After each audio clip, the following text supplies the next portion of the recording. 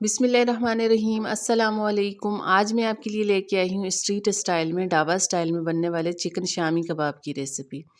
अच्छा, बग़ैर किसी मशीन के बनाना सिखाऊंगी, बग़ैर चॉपर के बनाना सिखाऊंगी।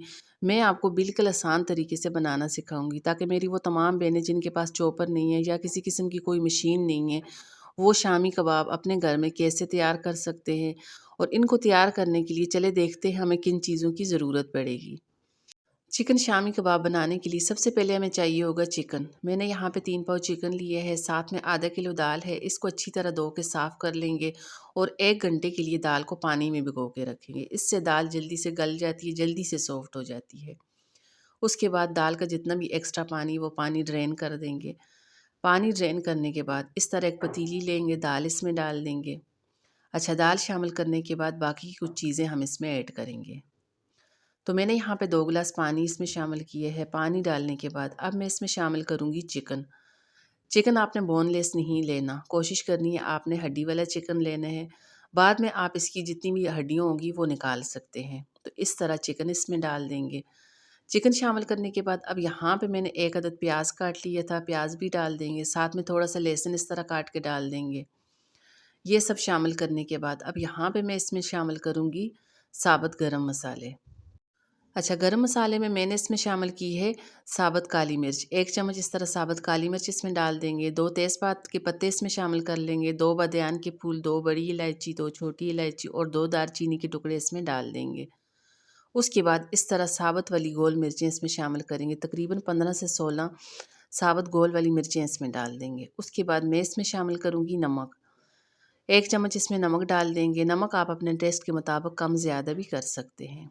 नमक शामिल करने के बाद अब यहाँ पे मैं इसमें शामिल करूँगी साबुत धनिया। तो 2 चम्मच इस तरह साबुत धनिया इसमें डाल देंगे। साबुत ज़ीरा 1 चम्मच इसमें डाल देंगे। उसके बाद मैं इसमें शामिल करूँगी अदरक पाउडर। 1 चम्मच इसमें अदरक पाउडर शामिल करेंगे और 1 चम्मच ही मैं इसमें शामिल करूँगी लहसुन पाउडर। ये तमाम चीज़ें इसमें शामिल करने के बाद अब यहाँ पे मैंने इसमें शामिल करना है पानी। हम इसको बना रहे हैं खुले बर्तन में। अगर इसको प्रेशर कुकर में बना रहे होते तो प्रेशर कुकर में बनाने के लिए सिर्फ 2 गिलास इसमें पानी शामिल किया जाता है और इसको प्रेशर लगा दिया जाता है। लेकिन हमें यहाँ पे इस तरह खुले बर्तन में इसको बना रहे हैं। खुले बर्तन में बनाने के लिए हमें चाहिए होगा थोड़ा-सा टाइम। इसको पकने के लिए थोड़ा-सा टाइम लगेगा, इसलिए पानी थोड़ा-सा इसमें ज़्यादा जाएगा। इतना पानी हमने इसमें शामिल करना है ताकि जितनी भी चीज़ें हमने इसमें शामिल की हैं वो तमाम चीज़ें पानी में डिप होनी चाहिए। तो मैं इसमें थोड़ा-सा पानी मज़ीद ऐड करूँगी। मुझे पानी थोड़ा-सा कम लग रहा है तो थोड़ा-सा पानी मैं इसमें मज़ीद ऐड करूँगी। अच्छा, पानी शामिल करने के बाद इसको आधे घंटे के लिए कवर लगा के आधे घंटे के लिए पकने के लिए छोड़ देंगे, ताकि चिकन भी हमारी अच्छी तरह से गल जाए, दाल भी हमारी अच्छी तरह से सॉफ्ट हो जाए, बाकी की जो चीज़ें हमने शामिल की हैं वो भी हमारी अच्छी तरह से गल जाए। तो इसको कवर लगा के तकरीबन आधे घंटे के लिए कवर लगा के पकने के लिए छोड़ देंगे। तो मैंने यहाँ पे इसको हल्की आंच करके आधे घंटे के लिए कवर लगा के पकने के लिए छोड़ दिया था। तो यहाँ पे आप देख सकते हैं तमाम चीज़ें हमारी अच्छी सी गल चुकी हैं। यहाँ पे आप देख सकते हैं चिकन हमारी अच्छी सी गल चुकी, इतनी गल चुकी है कि इसकी हड्डी बिल्कुल सेपरेट हो चुकी है। अब हमने पहला काम ये करना है, इसमें जितने भी साबुत खड़े मसाले हैं, जितने भी खड़े मसाले हैं वो तमाम मसाले इसमें से निकाल देंगे। चिकन की जितनी भी यहाँ पे आपको हड्डियाँ नज़र आएँ वो तमाम हड्डियाँ इसमें से निकाल देंगे। सिर्फ़ गोल वाली मिर्चें इसमें से नहीं निकालनी, बाकी चीज़ें इसमें से निकाल देंगे। अच्छा, तमाम चीज़ें निकालने के बाद अब यहाँ पे हमने चम्मच चलाते हुए इसको इतना पकाना है ताकि इसका जितना भी पानी है वो पानी अच्छी तरह से ड्राई हो जाए। अब तमाम पानी हमने अच्छी तरह से ड्राई करना है। अब जैसे तमाम पानी अच्छी तरह से ड्राई हो जाते हैं, उसके बाद इसको हमने करना है मैश। तो मैश करने के लिए, इसके रेशे बनाने के लिए मैं इस तरह इसको गोटा लगाऊंगी। गोटा लगा के तमाम चीज़ों को मैश करूंगी। अच्छा, आप चाहें तो इसको सिलबट्टे पे भी बना सकते हैं। सिलबट्टे पे बनाएंगे तो इसका टेस्ट मज़ीद अच्छा हो जाता है।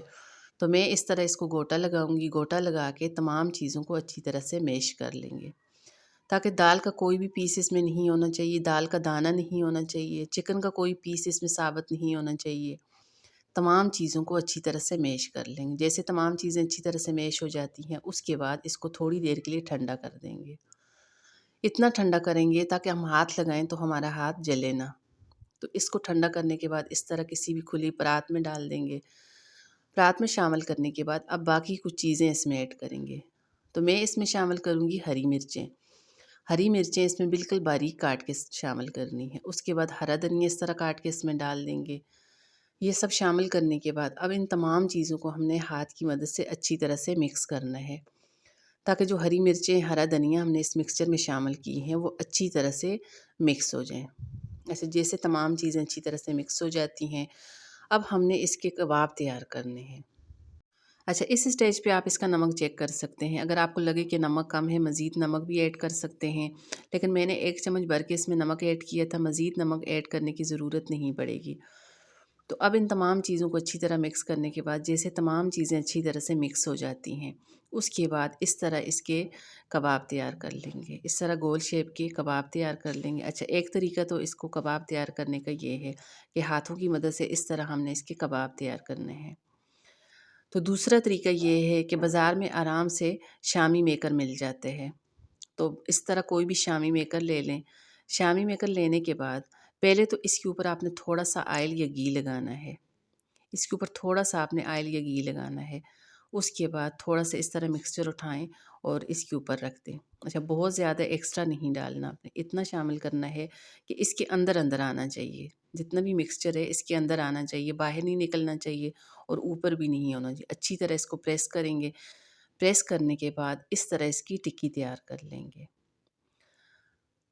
तो यहाँ पे आप देख सकते हैं इस तरह इसकी टिक्की तैयार हो चुकी है। मैं बाकी के तमाम कबाब भी इस तरह तैयार कर लूँ। अच्छा, जो तरीका आपको आसान लगे, आप चाहें तो हाथों की मदद से कर सकते हैं, आप चाहें तो इस तरह शामी मेकर की मदद से भी इसकी टिक्की तैयार कर सकते हैं।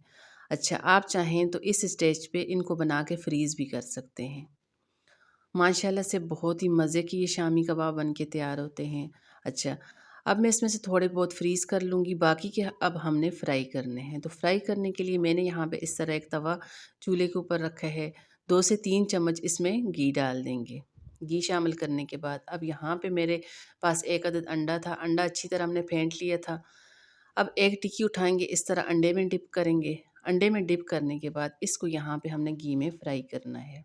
अच्छा, ये वाले कबाब फ्राई करने के लिए इनको बहुत ज़्यादा एक्स्ट्रा घी या ऑयल में फ्राई नहीं किया जाता। इनको डीप फ्राई नहीं किया जाता। इनको सिंपल शैलो फ्राई किया जाता है। आप अगर इस तरह तवे के ऊपर बना रहे हैं या किसी भी पैन में बना रहे हैं, सिर्फ़ 1 से 2 चम्मच आपने घी शामिल करना है और इस तरह यहाँ पे आपने इनको शैलो फ्राई करना है। इतना फ्राई करना है ताकि दोनों तरफ से इनका अच्छा सा कलर आ जाए। जैसे ही दोनों तरफ से अच्छा सा कलर आ जाता है, इसको प्लेट में निकाल देंगे। बाकी के तमाम कबाब भी आप इसी तरह फ्राई कर सकते हैं। अच्छा, मैं यहाँ पे आपके सामने चिकन शामी कबाब तैयार कर रही हूँ। अगर आपने बीफ शामी कबाब बनाने हैं या मटन के साथ बनाने हैं, तो बाकी तमाम तरीका यही है, सेम इसी तरीके से आप बना सकते हैं। सिर्फ़ चिकन की जगह आप बीफ शामिल कर लें या मटन शामिल कर लें। बाकी तमाम चीज़ें आप यही शामिल करके इस तरह कबाब तैयार कर सकते हैं। अच्छा, बहुत से मेरे बहन भाई ऐसे हैं जो वेजिटेरियन हैं, जो बीफ, चिकन या मटन इस्तेमाल नहीं करते, नहीं खाते। तो आप सिर्फ़ दाल के शामी कबाब भी बना सकते हैं, वो भी बड़े मज़े के बन के तैयार होते हैं। इसमें से आप चिकन निकाल दें, बाकी तमाम मसाले आपने वही ऐड करने होंगे। इसमें दाल शामिल करें, यकीन करें दाल के अगर आप बनाएँगे तो वो भी बड़े मज़े के बन के तैयार होते हैं। तो जैसे ही इस तरह का कलर आ जाते हैं, इसको घी में से निकाल देंगे। बाकी के जितने कबाब हमारे पास हैं, जितने हमने फ्राई करने हैं, तो बाकी के तमाम कबाब भी मैं इसी तरह फ्राई कर लूँगी। जैसे उनका भी अच्छा सा कलर आ जाए, दोनों साइडें अच्छी सी कुक हो जाएँ, अच्छा सा कलर आ जाए, तो उनको भी इस तरह घी में से निकाल देंगे। तो माशाल्लाह से बहुत ही मज़े के हमारे चिकन शामी कबाब बन के तैयार हो चुके हैं। आप इसी तरीके से बीफ शामी कबाब भी बना सकते हैं, मटन शामी कबाब भी बना सकते हैं। तो चलें जी, आज की मेरी वीडियो, आज की रेसिपी ज़रा सी भी आपको पसंद आ जाए, प्लीज़ इसको लाइक शेयर ज़रूर कर दीजिएगा। साथ में अभी तक आपने मेरे चैनल को सब्सक्राइब नहीं किया, प्लीज़ साथ में मेरे चैनल को भी सब्सक्राइब कर दें। दुआओं में याद रखिएगा। अल्लाह हाफ़िज़।